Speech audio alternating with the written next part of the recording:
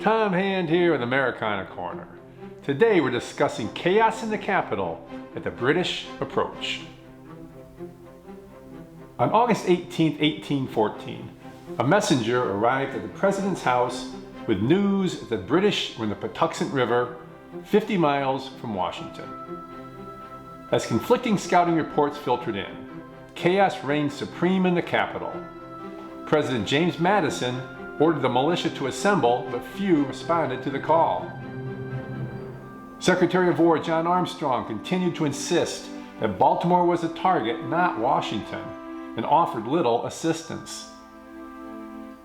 General William Winder, the commander of the district, realized all too painfully he was not up to the task, and that the 15,000-man army he had been promised was no more than a dream.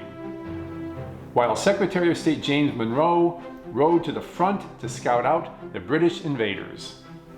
Soon, State Department officials were packing up some of the most cherished possessions of the country.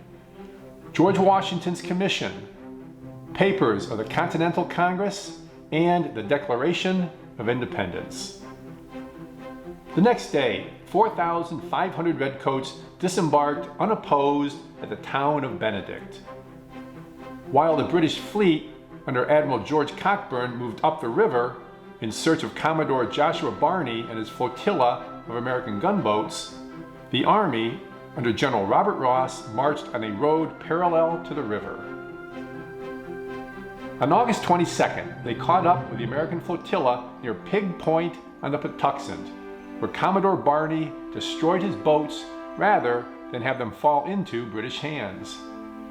Importantly, Barney escaped with his sailors, who would perform masterfully in the upcoming fight. Meanwhile, after salvaging what they could from the American gunboats, the British continued their advance. Shockingly, they had been within 50 miles of the capital of the United States for 5 days and had met no resistance.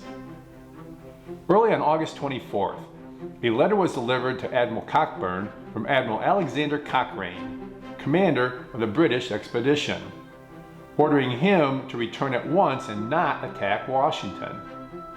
General Ross thought they had no choice but to turn back, but Cockburn would have none of it. The admiral argued that to turn back now without even making an attempt would be worse than a defeat. It would be dishonorable and a stain upon our arms. Swayed by Cockburn's argument, Ross agreed, and at 5 a.m., the Redcoats got on the road for Washington. Next week, we'll discuss the Battle of Bladensburg. Until next time, may your love of country lead you.